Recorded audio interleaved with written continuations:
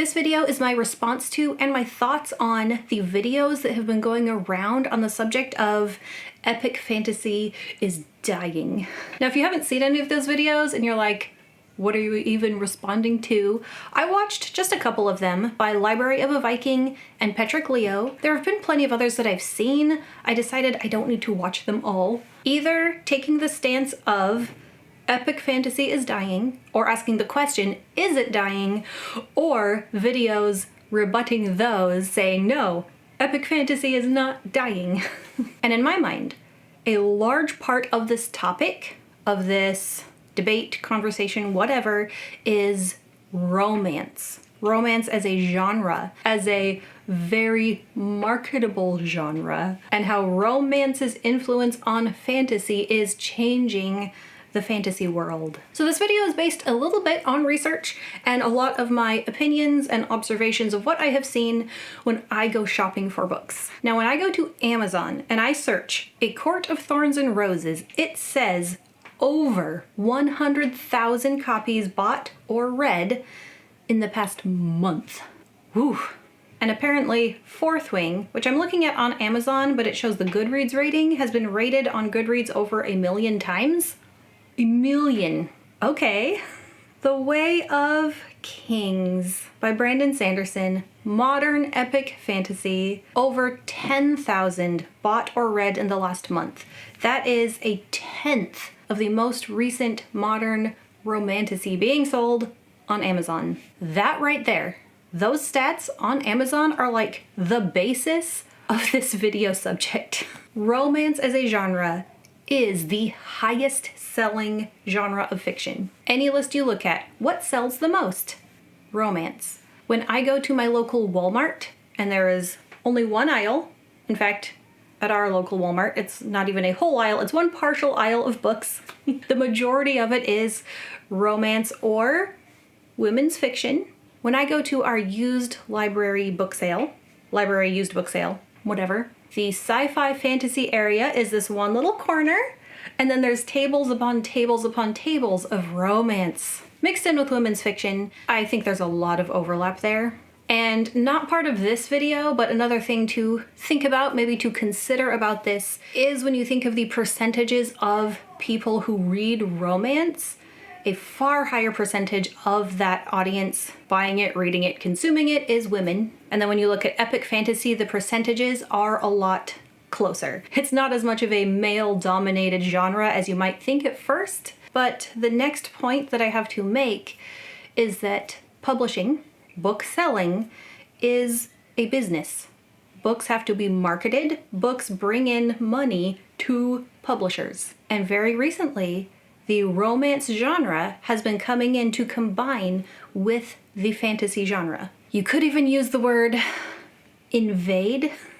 I feel like maybe that's a little more negative, and it doesn't need to be negative. None of this video is against romance, just things that I have noticed. So as romance comes in and invades fantasy and combines to make this new subgenre, romantasy, romantic fantasy, fantasy romance, romance still sells more than epic fantasy, even in the fantasy genre. So if we take fantasy as a whole, chop it into all of its little subdivisions, romance still takes the lead. So I think the definition of romance as like a fictional genre is pretty self-explanatory. It's a story where the romantic plot is the main plot. It's about the romance. The other stuff is like extra. I looked up the definition of epic fantasy on Wikipedia just for fun. I just thought this was humorous. High fantasy, or epic fantasy, is a subgenre of fantasy defined by the epic nature of its setting or by the epic stature of its characters, themes, or plot. So what makes epic fantasy epic is its epicness. But really it means that it's just on a much larger scale.